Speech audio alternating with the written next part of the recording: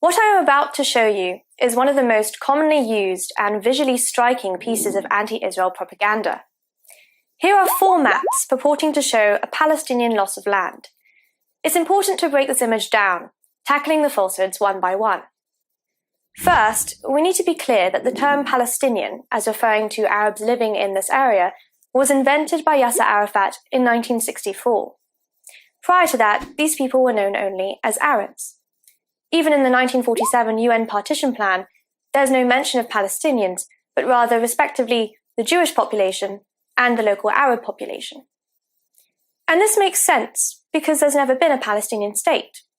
In the same vein, there's never been Palestinian land.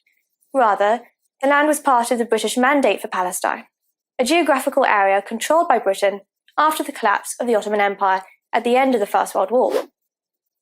The first map purports to show the whole of Palestine in 1946. The flag you see here was actually first adopted in 1964 by the PLO.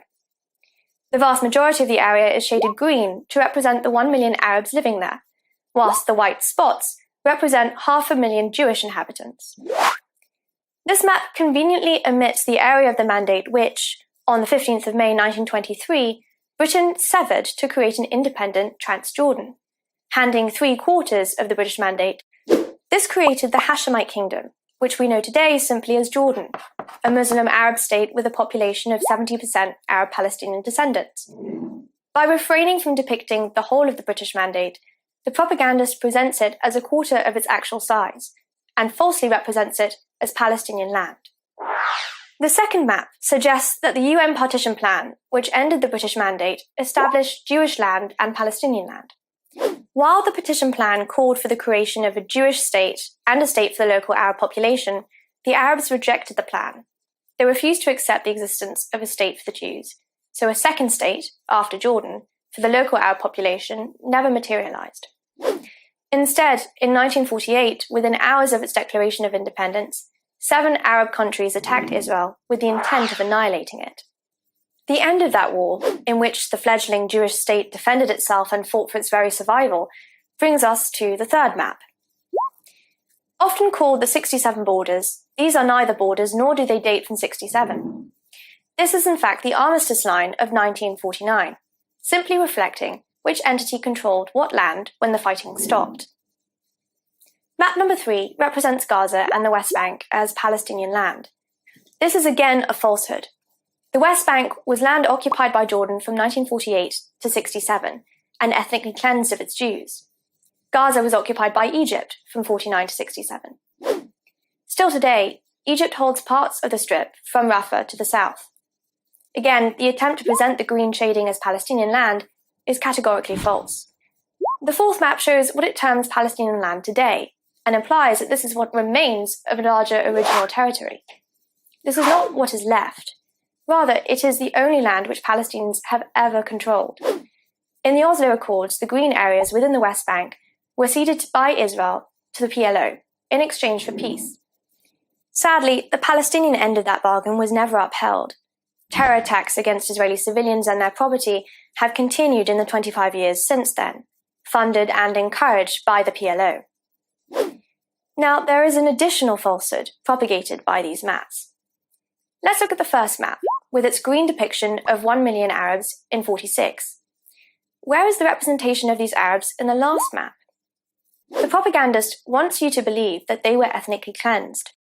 In reality, today nearly 2 million live across Israel as Israeli citizens. Yet there's no green shading outside of the West Bank and Gaza. Another blatant falsehood. Sadly, these misrepresentations are widespread. Just do a Google image search to see how pervasive they are. These false maps are relied on as fact by respected journalists and academics worldwide, who themselves have been fooled into believing them. They in turn unwittingly spread the propaganda themselves. We cannot allow these lies to continue. Share this clip and spread the truth about these maps. I'm Kiki Hausdorff, and you're watching JTV. If you've made it so far in this video, I have a request for you. JTV has been having a really big impact in spreading the truth about Israel and creating positive associations with the Jewish people, Judaism, and Israel. We've really grown a lot, particularly in the last year, and we're having a really significant impact, both for Jews and non-Jews. But I really want to take JTV to the next level so we can start to compete with the other big online media beasts that are often peddling anti-Israel content. And the way we're going to do that is to scale even faster. So I'd love to build a team where we have other presenters doing shows like me. Let's start doing documentaries, supplementary content, animated content, etc., etc. And to do that, I'd like to build a bit of a team. So what we're going to do is we're going to do one fundraising day, just one, where we try and build up some funding in order to fund such a team. Now, to do that, it's going to obviously require people to get involved. And I'm wondering if you would consider, if you're watching JTV content and appreciate what we do and want to help partner with us in taking this to the next level and spreading the truth farther and wider than ever before, I wonder if you'd consider partnering with us simply by running a page, a mini page on the fundraiser that we do, where you just reach out to your contacts on that day that we choose to fundraise and see if they'll all chip in. If you'd be up for doing that, of which I would be so grateful, then please click on the Google form link in the video description of this video, where you can simply just put in a few contact details. It'll be a very small commitment, as I say, literally just one day that we'll all agree upon as a collective community.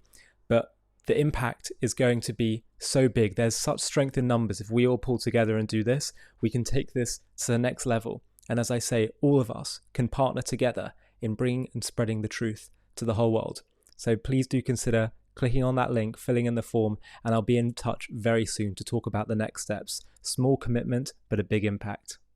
Hi, thank you so much for watching. To watch another one, click here. To stay up to date with all our content, click here to subscribe. And if you're able to, you can help support JTV to grow and grow by clicking join below this video, where you can become a member and get perks including early access to videos and private live discussions with me. But most of all, you'll be partnering with us on our mission to change the world.